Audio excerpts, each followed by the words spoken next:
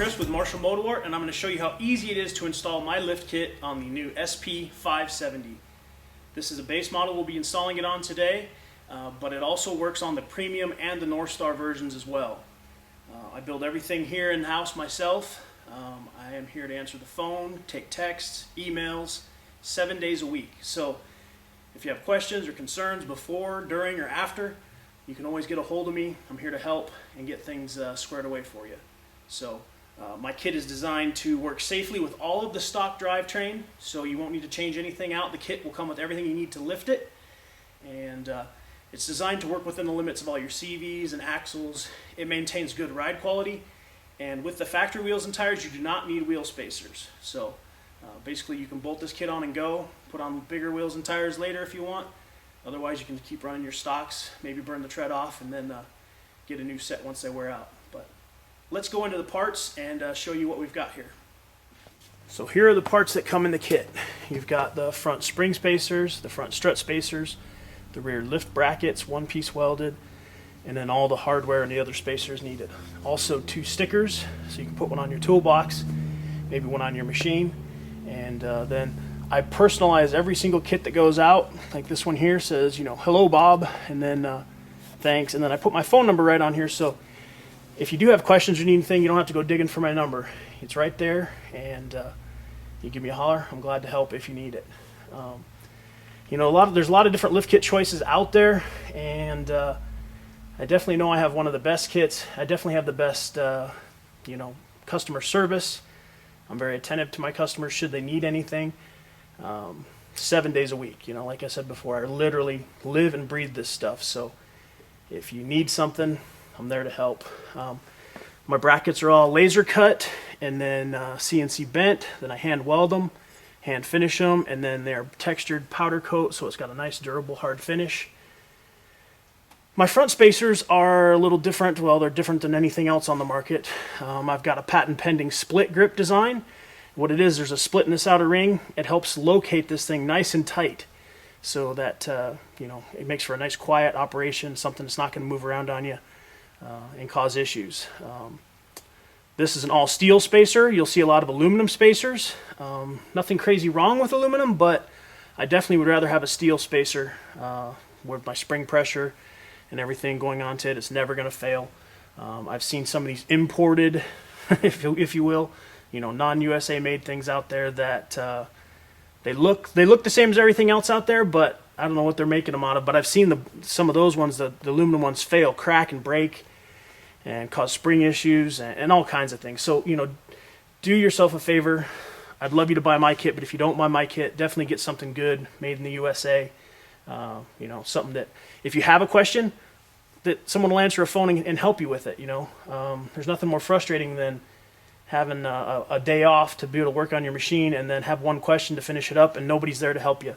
That's why I answer the phone 7 days a week, and you know, am there to support you if you need it. So another great thing about my kits and the way I run my business, I keep all this stuff in stock. I work hard to keep the shelves full, so when you want a kit, I get it shipped out the same day you order it, and I send you an email with the tracking and also a link to the correct install video, because I've got a lot of different install videos on there, so if you happen to watch the wrong video, you know, I'll send you a link to the correct and most up-to-date install videos. Sometimes I'll update these videos. I'll leave the old videos on there because there's questions and things on some of the comments that people like to read and find out some information, but I will send you in an email the latest version of the best install video. So look for that.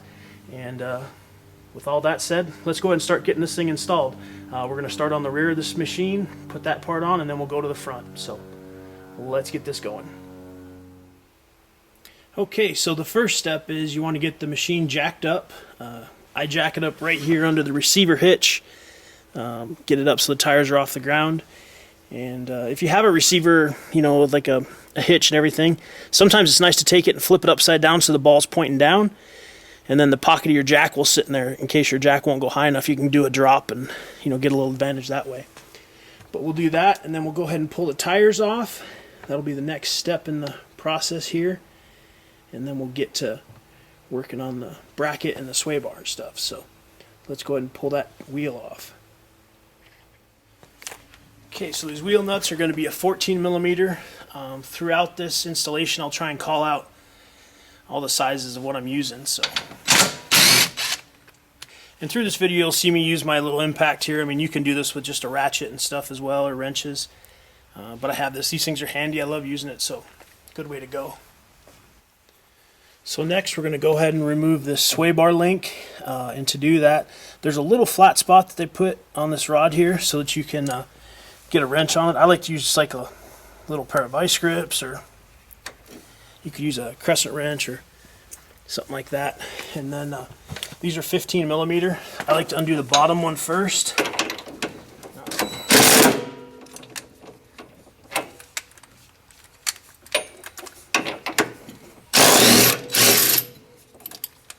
And go ahead and remove that grommet with the nut and everything, and then do the same thing on the top.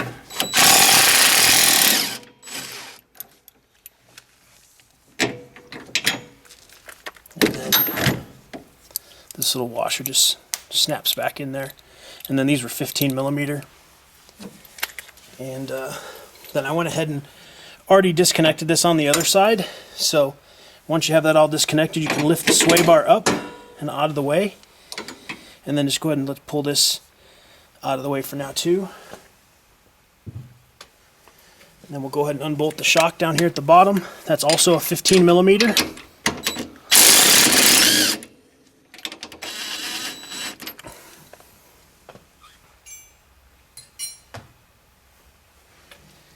Like I say, just remember that we've already undone the shock on the other side, or the sway bar link rather. So, and then you can lift up on this just a little bit, and that'll slide out. Shock will be disconnected then. And now we're ready to go ahead and put our lift bracket in, get that stuff bolted back together, and then we'll work on the sway bar link. I do go ahead and extend the sway bar link so that we end up with a good sway bar angle at the end once the lift's all installed, and let's do that next. Okay, so now we're ready to install the lift bracket. This end here I call it the closed end. It's the part that connects the two sides.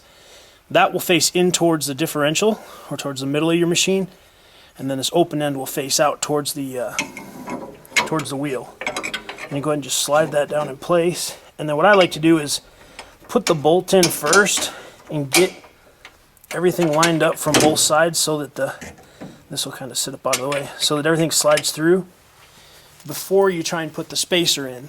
That way you're not trying to fight the spacer and all this stuff and get everything lined up. So I get it lined up good first, just remove it, and then it's a little bit tricky, but I do this little two-finger method here. Get the spacer in.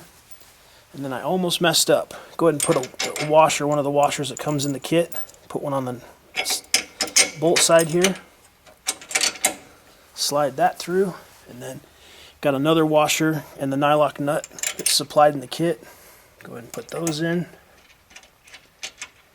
And then go ahead and finger tight all this stuff before you put a wrench on it. You know, make sure the threads are lined up. And then you take your factory shock bolt again, the one that came in the shock, put it through with that nut, get it started on, and now we'll go on to the part of lengthening the sway bar link here. I'll show you how that all goes together. So to extend the sway bar link, we just go ahead and pull this bushing off, and then take one of these 1/2 inch bushings that's in the kit, the aluminum ones, and then slide this back on. Make sure you put it so that the washer side's down again with the little rubber part facing up. And then we'll do the same thing on the bottom here. Slide that in place, slide that back on, and then you'll take a complete one that came off it to put it back on. Swing that sway bar up out of the way. Down here on the A-arm, there's 3 different holes here. If you don't remember which one it came out of, it's the biggest hole. That's the furthest this way. And we'll go ahead and just set that through and start that on there. And we're just going to start at a couple of threads. This will make it easier for us to get everything lined up, especially when you're dealing with the other side. If you've got somebody else helping you, it's no big deal. You can have somebody on the other side help you hold it as you bring this down and get that sway bar back up in there. But like I do this by myself all the time. So what I do is I go ahead and pop the nut and washer back out of this, put it upside down, and then just spin it just a couple threads, and then flip this sway bar back up, like all the way up like that.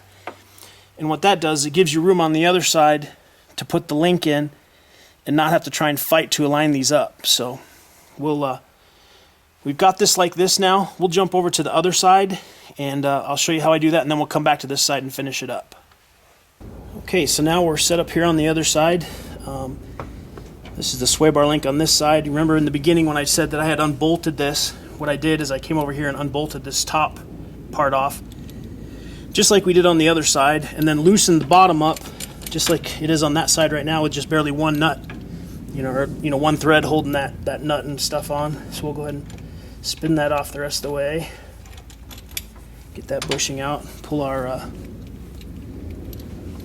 sway bar link out, and you can see I already put the lift spacer or lift bracket back in place, and factory hardware, just like we did the other side. Get everything together. Don't tighten anything. Don't tighten anything on the other side. We want to get everything bolted together, nuts on it and stuff, before we tighten anything. The last step, we'll go back and tighten up all these parts. So we're going to extend these just like we did on the other side. So we'll put the spacers in. So slide that off. Put the spacer in place. Slide it back on. Same thing on the bottom. And then there's your flat spot, and that's usually oriented on the bottom, like that. So we'll go ahead and put that in. Take one of these with the nut and everything, and do the same thing. We're just going to start it. Just get a couple threads on there. You don't want to put it on very much, but just so you know, you're not going to cross thread it when you put it together. Use the biggest hole. It's the furthest one this way. It's the biggest one. There's 3 holes. There's 2 small ones and 1 big one. So use that biggest hole. Then we're going to tip this up in here like that, and then push down, and that'll set it. We're not going to put this top pushing back on right now because it's kind of hard. There's not a bunch of threads showing through, and I'll show you a little trick I do. I just take a wooden block, put it under the tire on the side that you're working on. What that does, it brings this up, it shows more threads, then you can start this easy. So we'll do that step next. So we've got this side together, and we can go ahead and put this tire back on, and we'll go to the other side and finish things up from there. Okay, so now we got the tires installed on the rear on both the driver and passenger side. I've got this little, it's about a 4-inch block. We're just going to slide that under the tire there and let this down. We're just putting a block on just the side we're working on, so the other side has no block. So we're going to put the block under there, let it down, and then let it completely off the jack, and then we'll go ahead and get back to this sway bar link and install that sway bar link on top. Okay, so now you can see we've got more threads exposed, so it'll make it easier to get this back on. We're going to put the complete one with the nut and the bushing, and you can start it back down on there, push down a little bit, and get it to start, run it on a little bit. If it fights you with these bushings, especially on this machine's brand new, so these are really stiff. So if it fights you a little bit, you can take like a pry bar or something and just put a little pressure on it, nothing crazy, and that'll just show a couple more threads for you, make it easier for you to get that thing started. But make sure you get it started, you can feel the threads started good. You don't want to cross thread this thing on once we put a wrench to it and tighten it down. And once we tighten it down, we're going to tighten it down till you just barely see like maybe one thread showing through the top. It'll squish these bushings down real good, and that's what you want. We're going to tighten the top and the bottom just like that. So I'll go ahead and tighten those up right now, and then we'll go to the other side where we did that little upside down nut trick, and we'll finish up the other side of the sway bar. Okay, so we got the sway bar link on the other side all tightened up. I've went ahead and jacked it up, pulled the wood block from the other side and moved it to this side. So now we have the wood block under this tire, and I let the jack back down. You can see this nut is still on here upside down just like we left it. So we'll go ahead and take that back off. Take the original rubber bushing. We'll snap that back in there and then slide it down and get that started. And then I'll go ahead and tighten this up, and I'll take a shot of it so you can see closely about how many threads. You just really want one thread. You just want the top of this thing sticking through so that you have full engagement on that nut when you tighten this all back up. And again, we'll squish these rubber bushings down. Okay, so I went ahead and put my little vice grips back down here on the flat spot on the rod. I tightened the bottom up, and now we'll tighten the top, and I'll show you just about how much we want to tighten this top one.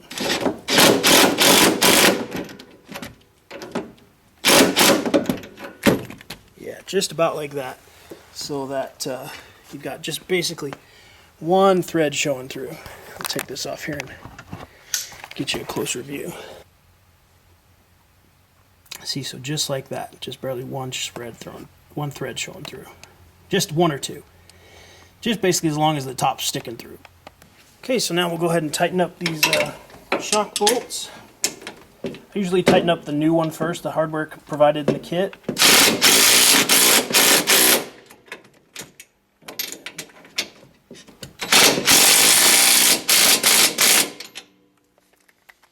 So we've got those good and tight, and then we'll go on over to the other side, do the same thing, tighten these up. Check your sway bar links, check everything you've worked on. You know, check your wheels, make sure they're on bolted tight. Just kind of go over everything and make sure you didn't overlook anything. And then we'll move on to the front. The rear's all done. Pretty simple. And again, if you're working on this, you have questions, you don't understand something, you can call me anytime, 7 days a week. I'm here, so just give me a holler. I'm glad to help if you need it. Okay, so we're working on the front now. I've went ahead and removed the hood, and we're going to remove the top strut nut, and then once we get it completely off, we're going to set it back down and thread it back on, just a couple of threads, and this will make it easier later when we're doing our next steps. But you want to do this with the machine sitting down on the ground. If you look closely, I'll zoom in here. The top of the strut there has a threaded part on it, so if you go to spin that nut and it's spinning the shaft and everything, you can put a second wrench on the actual piece there and hold the strut so it's not spinning. So I'll show you how that works right now. So traditionally you're going to put a wrench on like here, and then if you're spinning that and the whole thing is spinning, you can take a wrench. The nut here is a 19 millimeter, and the one on the very top, you can use a 3/8, and it would go there, and then that way you can hold that and loosen the nut below. Usually with it sitting on the ground, you won't need to use this wrench, but some of them are stubborn, and you can work through the hood here. On this other side, there's a coolant reservoir that's kind of in your way, so I prefer to come up through the bottom of the fender well here like this. And I'm feeling right here, I can feel that the shaft is not spinning, so I'm able to just use just a wrench. These are kind of nice. It's a ratcheting wrench, and it's got a swivel end. But I mean, you can use any wrench, of course, or even a socket. If you don't need to hold the top part there, you can use a socket. And so what I do is just totally remove the nut. This top part eventually will end up coming off too, but we'll leave that on for now. So we've got it completely removed, and then just thread this back on until you feel it, start to tighten up. You just need a couple threads there. It'll just hold all this together. But yet, once we're doing this other next step, you'll see you won't have to undo all those threads. You'll be able to just undo it by hand. So that's why we do that. And you'll do this on both sides, the driver and passenger side. Do that same step while it's sitting down on the ground, and next we'll get it up on the jack and start the next step. Okay, so we've got the machine jacked up. You can see that I have the jack just under the center of the frame there, under the differential, and then I've removed the wheels.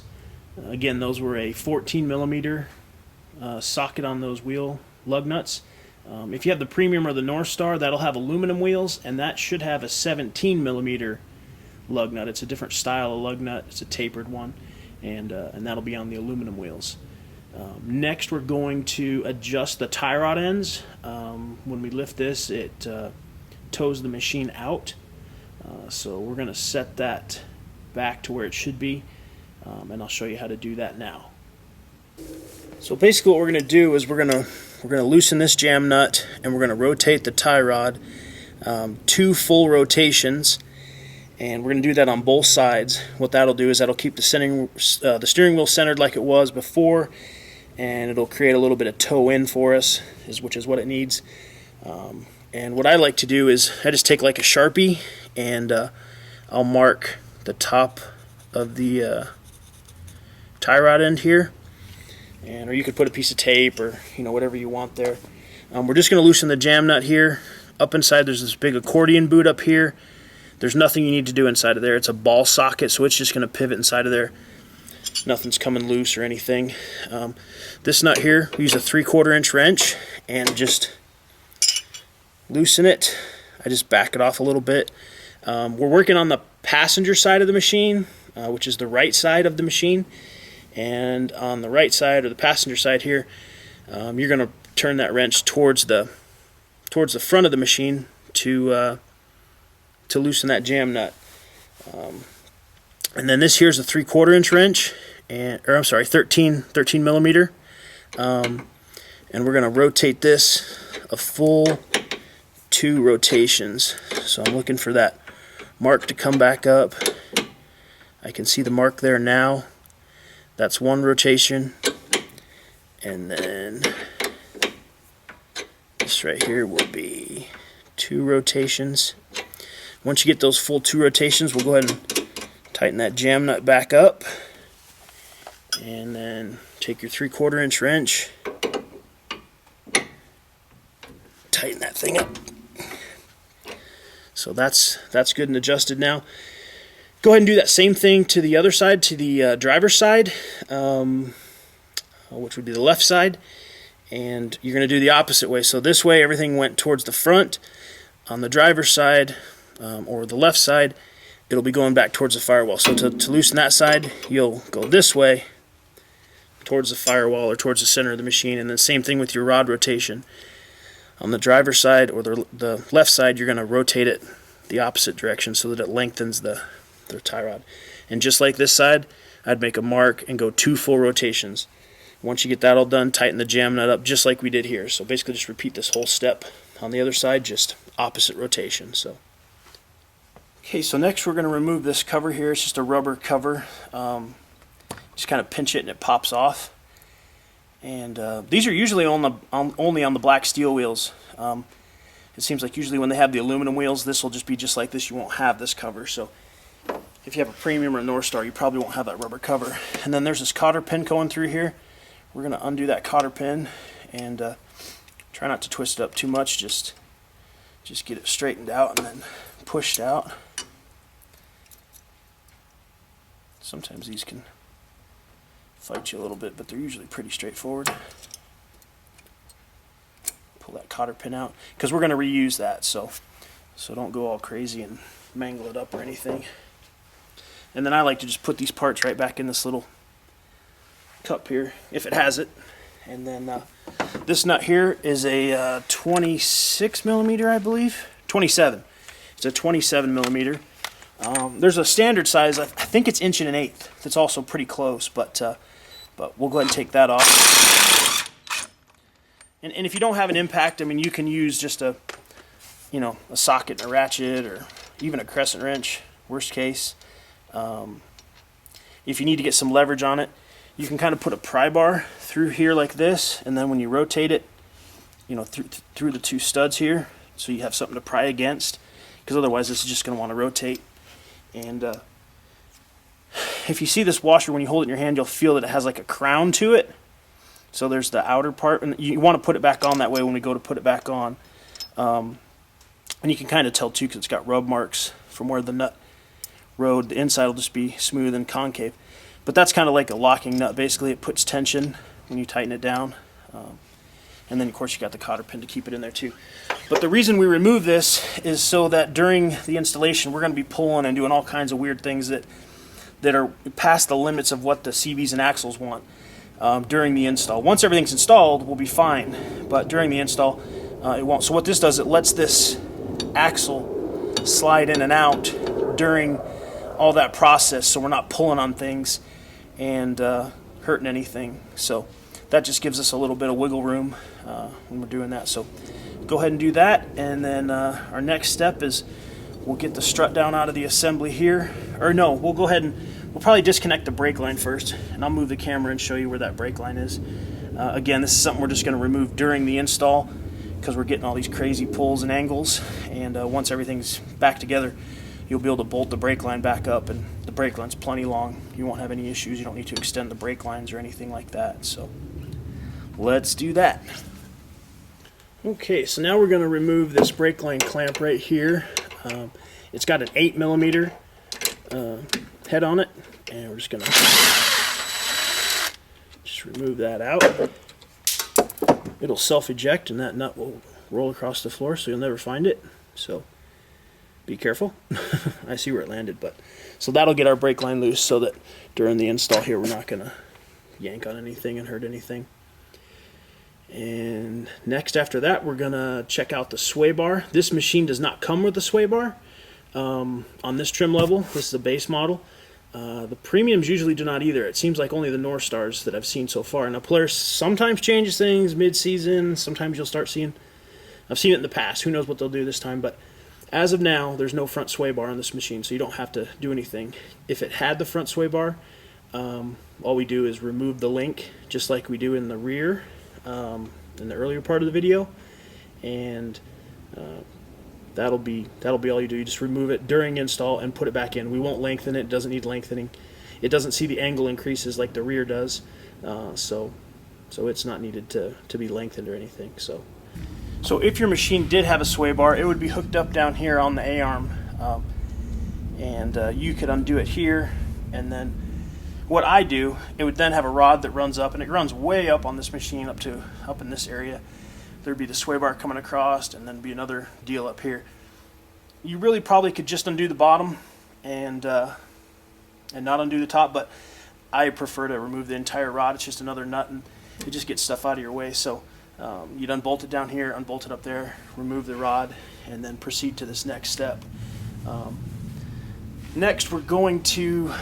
There's these two pinch bolts, and they pinch on this housing, this aluminum housing. They pinch and hold the strut, and the strut is the black part, the shock absorber basically, and we're going to loosen those. What I do now is I just undo one, and I'll show you. They're a 13mm, and I'm going to try not to block the camera too much during this process, but it might be in the way a little bit here. So I loosen it. You don't have to take it completely out, but I get it so that this thing is, totally loose. It's not holding any tension. I undo the one so that in this next step I don't have to do that one. This one right here is still holding it. This is not under like a ton of pressure.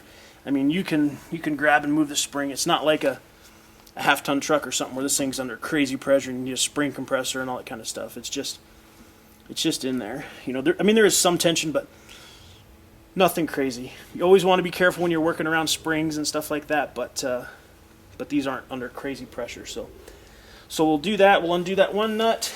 Then I'm going to undo the nut that we loosened already, the one on the very top of the strut that I showed you in the beginning. We're going to undo that. We're going to tip this assembly out. Once we get it tipped out away from the machine, we'll go ahead and loosen this one just like we did that one.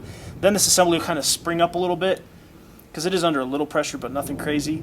The other thing too is if you're on your spring adjusters down here, if these are turned up, turn them all the way down to the lowest setting like this one is. So you want them rotated all the way down so you don't create that spring pressure, because we don't want that right now. And so I'll kind of walk you through that. So what I do is kind of lift up on this a little bit. See, we got that play because we loosened that already. And this is the nice part. We've already got that loose, so we can just take that off with our fingers. I don't know if you can hear that in the background, but those are some F-22 Raptors flying over. My shop's right next to Hill Air Force Base, so that's the sound of freedom. That's what lets us build these American-made lift kits. So I've undone the nut and taken off that top piece right there, and then this will drop down. And set that out of the way. Then what you want to do is you want to pivot this thing so that it's out here to the outside of the machine. You don't want it under here, because when you loosen this, it makes it harder to, because it's going to pop up a little bit, it's going to make it harder to get it out. So what I like to do is swing it out this way and kind kind of hold it with my knee a little bit. And then put that on. And this is 13 millimeter again. And you'll see I'll loosen this. So we got that loose. So and you see it popped up just a little bit there. And then we'll go ahead and slide this whole assembly right out the top. And you have to be careful up top here. There's this little sleeve. Usually it stays on, but if it, you want to make sure that this doesn't fall off and roll under who knows where. And when you go to put it back on, make sure this is on. It's got kind of a hex pattern. You'll see when you have it that fits into. So that's what your whole strut pivots on up inside there. It's like a joint, a ball joint type thing. So next we'll go ahead and you could pull the spring off or whatever, but I just leave it on there. If you do pull it off and you forget, you can kind of see how it's wound. The small end here is smaller. It won't fit up on this cup, and then the coils get tighter at the top. It's a progressive rate spring, so springs can get complicated, but that's basically what it is, a progressive rate spring. So pull this off, set it out of the way, make sure you don't lose this little top piece. And the next step, this is your adjuster collar. We're not going to use that anymore. We're going to replace it with the lift spring, or the lift cup, with the split grip, so it's got the split in it. And we'll slide that off. And the other part you're going to do is you're going to take the strut spacer, and it's just a ring. You want to set it down right here and just let it drop to the bottom. Take a look inside there, make sure it is all the way down, and it really will. It'll just fall and sit down there. It's kind of got a little wiggle room. That's normal. It doesn't do anything but locate this thing during the install. Once it's in there and you tighten these two pinch bolts, that thing down there is really doing nothing. Everything's being held by the pinch. So next we'll take this with the small end facing up, and that'll sit on there, and you'll see it'll have a little wiggle room right now, but it is located by this inner ring. That's what centers it, and that's why I do this split, so that it fits snugly. You'll find some other ones out there, different kits that, like I said, especially the foreign ones, they'll have this made out of aluminum or some horrible material, it seems like. But I've seen them where they're too tight and you can't get the strut in there. I've seen guys beat them in with a hammer and tear up the darn strut. I've seen them where they're way loose, and once you get them together, that thing just is constantly popping and making all these unnecessary noises. So anyway, this setup works good this way. That's why I designed it that way. That's why I do it this way. And again, I make it all out of all steel, so now that'll live nicely. Once you get that done, we'll go ahead and set the strut back down in, and it'll go in just like that. And next we'll show you, you really could push this down and get it in place, but what I like to do, I like to use a ratchet strap and hook it on here and pull this together a little bit. It's just easier than trying to manhandle all this and get it back up into its pocket. So I'll go ahead and get that set up on here and show you what I'm talking about. Okay, so here's a little ratchet strap trick I do. I'll go ahead and run the ratchet strap down through here. I put it between the brake caliper and this housing, so you're not pulling on the brake line or anything, and basically get it wrapped around down there. Tip it in up towards the top part of the spring here. Trying to do this without making a crazy mess of it. But basically you're going to hook the two parts of the ratchet strap up there, and get this kind of worked into place. And then we'll tighten it up a little bit. And this will just give us a, compress this a little bit. We're not putting it under, crazy pressure or anything. This just kind of helps us shorten the assembly up a little bit so it's easier to get down in there. So we'll slide that down in place there. And then we're going to tip this under the machine to get it under into the fender well here. So you kind of got to push down a little bit and then tip it in. And again, you can play with your ratchet strap here and and get it you know, into there. But that's kind of the trickiest part. And then we'll get our nut and top part there. Let's see, where did I put that? There it is. So again, make sure that your top, this little cup that we talked about earlier that wanted to fall off, maybe make sure that's seated down on there properly. Then we're going to take the nut and the topper part that we had before. We're going to tip this thing down in, back up into the hole like it used to be. And you kind of have to lift it up in there a little bit. And then we will put this assembly back up on top. And then take the nut and lift that up in there so it's in its home. And then just get that on there finger tight as much as you can. And so once that's setting in there, then we'll go ahead and get this strut pushed all the way down. With this all together, the strut's just kind of sitting in there right now. That when I talk about the strut, I'm talking about this black part here. You'll see on it says SACHS, S-A-C-H-S. We're going to slide that down so that it bottoms out on the that little spacer cup we put in there. And I mean, really, you can just go in here with your hands and walk that down in there. You know, once everything's together. But what I like to do is get this top part started, and we'll go ahead and put the tire back on. We'll put this nut back on as well now, since we've got everything together. That remember, it has that cone shape to it, or it's kind of, you know, rounded a little bit. Make sure that's facing out. Put the nut back on, and I just kind of get this finger tight for now. We'll tighten it all up really well once we get it together. And since we've got that together, we've got the nut on it, we can go ahead and release this ratchet strap. We don't need it now, because what we're going to do is we're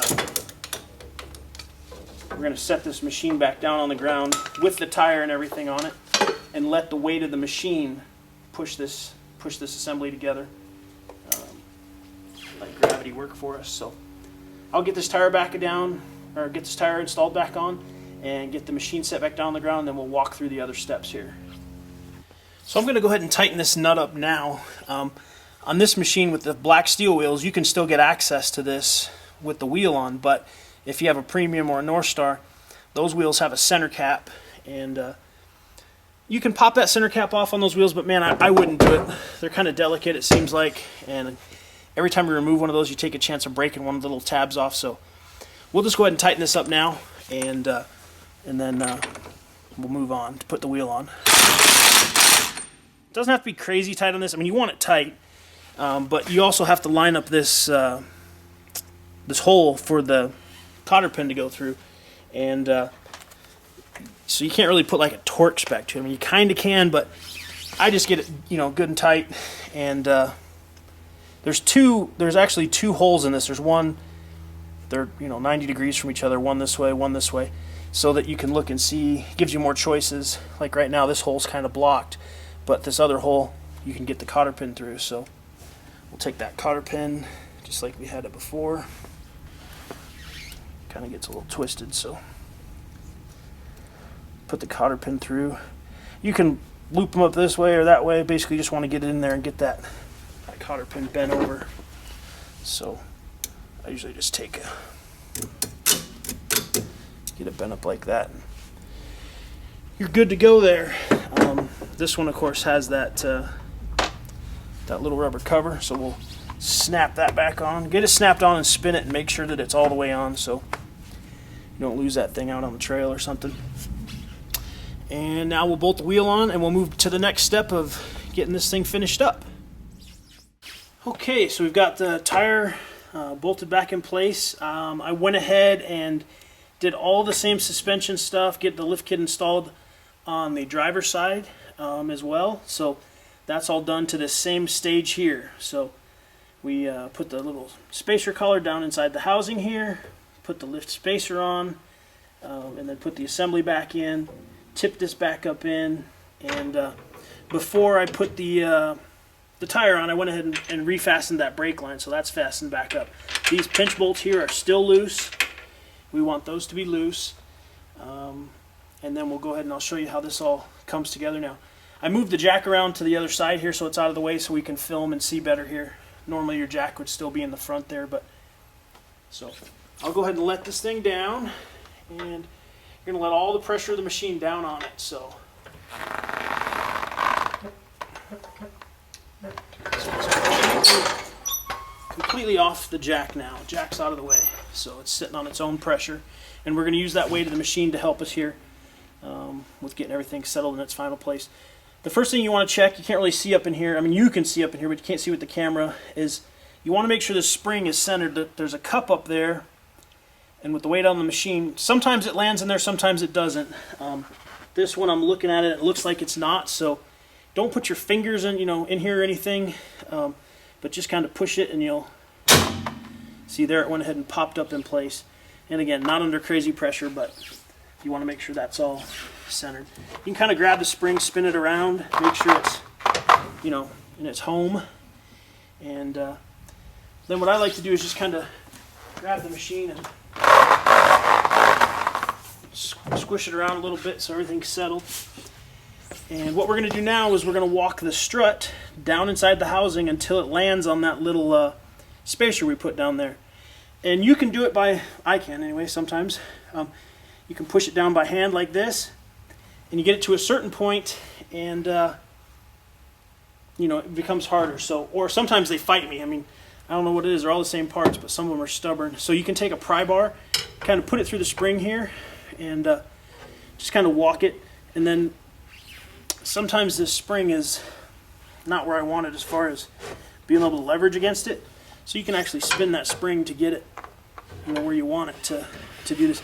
Now be careful when you're doing this. This thing might want to pop out, but you want to walk that down and make sure that it's all the way down. So there I can feel that it's leveraged all the way down. You can see I'm pushing on the spring. This is all the way bottomed out and down. And that's how we want it. You want to make sure that that's bottomed all the way out, because if it's not all the way down and it's hanging up some, when you go in a hole or a tire comes off the ground, it'll let this travel too far and you can cause axle damage. So it's important that this is all the way down and seated. And I don't think you can really, well, if you put your finger at the bottom of the strut housing, you can feel up through, you can feel the spacer, and then you can feel the bottom of the strut. You should be able to feel that. It's about 3/4 of an inch to an inch up inside of there.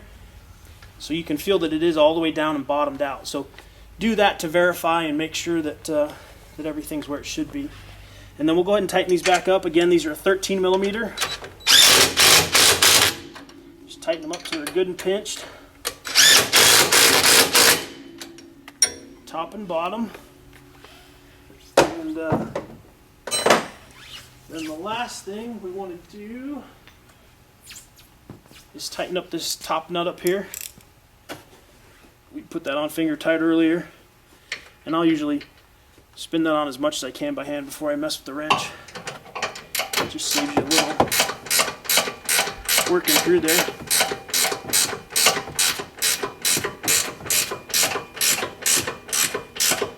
And you want to tighten it until it stops. And once it's tight, you'll feel it start spinning that whole shaft. You'll feel it get tight. And then that part is basically done. If your machine was the Northstar and it had the sway bar, you'd go ahead and reinstall that at this time. I guess actually you'd go to the other side, to the driver's side, and do all this part. Get everything seated, settled down into the bottom of the housing, tighten everything up, and then the last step would be putting that sway bar link back on. And again, we don't extend that because it sits at a little bit more of an angle on the sway bar, but it's still well within the working range, so it just doesn't require it. So this basically does it. What I'm going to go ahead and do now is this machine has the 25-inch tires on it, and I'm going to go ahead and throw some 27s on it. We'll take some shots of it and show you what we've got there. We'll talk a little bit about wheel offset and clearances. If you look right here right now on your machine, your rim is really close to this strut, and the rim's not a problem. And with a stock wheel and tire, you're fine. You won't need to change anything. But like say you wanted to put a bigger tire on this, you have to watch out, and you want to use your factory wheel, you have to watch out for the sidewall bulge. So these darn tires, even though they say they're say it's a 27 by 9 by 12, those numbers, even though they're solid numbers, the real world size varies. Some of them will be fatter than that, some will be taller, some will be shorter, skinnier. So you kind of got to take those numbers with a grain of salt, and so it's hard to lock down a true tire size. 27 should fit on this fine. 28s are probably going to clear as well. So we'll get it together and show you what we're working with, and then you can kind of make a choice from there. On the machines in the past, the 570 before the SP 570, the companies were making a forward A-arm, which we've got plenty of room here. The tight spot is back here when it comes to lifting it. So what they do is they make an A-arm that offsets forward. I don't make them, but you can find them out there. They're generally, I use high lifter or super ATV arms. I'm not sure if they're going to be making them for this machine. I would think they would, but this is a brand new machine out. I don't see anything out for them yet. So at the time of this video, I'm probably the first one out with the kit for this machine. So we just don't have a lot of info to throw out there at this time. But I'll make a new video later on, you know, in a few years or maybe a year from now, and update and show you some things. But let's get these other tires on, take a look at it, and we'll talk more about wheel offset, tire fitment, and stuff like that. So let's do that. So here it is, all lifted up on some 27s, and as you can see from the video, anybody can put this thing on with just some basic hand tools and a floor jack and a little bit of time. You can save yourself some money and get to know your machine a little better. And if you have kids or grandkids or something like that, it makes kind of a cool little project for showing them some things, showing them how to use some tools and stuff like that. So kind of a great project that way. And this has a 27 by 9 by 12 tire, and it's on a 12 by 7 with a 4+3 offset on the wheel. And so we've moved it out a little bit, and I've got some better pictures of it. I took it outside, shot some pictures of it. So let's take a look at those pictures now, and then I'll come back and blab a little bit more, tell you more about wheel offset and alignment and stuff like that if you want to continue on. So let's check out these pictures. So I'll just kind of go over a couple of things that I thought you might have questions about, or people ask me about sometimes.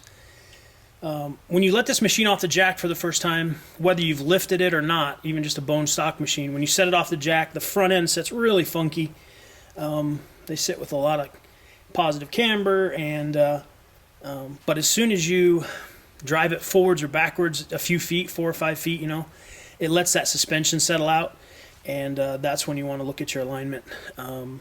Don't jack it up and, you know, take all your measurements with it jacked up, because this strut suspension design is very limited when it comes to camber and toe management. So you want to measure it with it set on the ground under its own weight, and after you've driven it, you know, forward or backwards a few feet, then take your measurements. You can find a number of videos on alignments on Rangers. It's not real hard to do. Basically, I set them up so that they're dead even, like so there's no toe or slightly toed open in the front. So you want it toed out just a little bit, like 1/8 of an inch, not much. In the dirt, it really won't make, I mean, it makes a difference, but you really want it, if you're going to be on the pavement a lot, you want that number to be pretty darn true. If you're in the dirt and rocks and stuff like that most of the time, you really won't notice it as long as it's close. I've seen the machines come set up with great alignment. I've seen them with alignment that's way off. When you put the lift kit on, you know, we did that adjustment in the beginning with the 2 rotations on each side. That will get you, you know, basically back to where it is stock once we lift it. If it's off beforehand and you do those adjustments, it'll still be off. So when you lift it, it exaggerates if it's off. So if it's off a little bit, normally unlifted, sitting there, it'll be off even more once you lift it. So so you generally, it's best to really get everything set on there, get it, you know, drive it around a little bit, come to a stop, take those measurements. Just go on YouTube and look up, you know, Polaris Ranger alignment. You'll see a number of different ways of doing it. You can kind of pick the way you think works best for you, and measure that alignment. Wheel offset and stuff. You know, 27s seem to fit on this thing very nicely. You possibly could fit a 28. You know, it's going to be close. Depends on the tire. I think some will clear, some will rub. You know, the darn tires, if they ran true to size, I could give you a for sure answer, but they do vary between the shape of the tire and the fullness and all that kind of stuff. So 27s are great. 27s might be possible.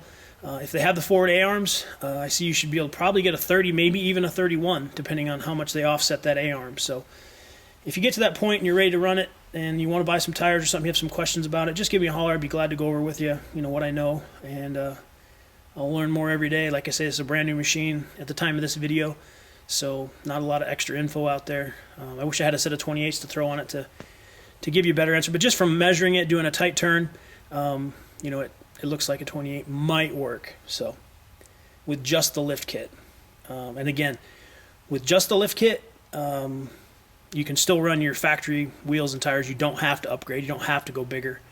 When it comes to the wheels, I would get a wheel with 4-inch back spacing. That'll move you out about in the front. The stock wheel in the front had 4.5 inches of back spacing, and the back had about 5 3/4, because the back wheel is wider.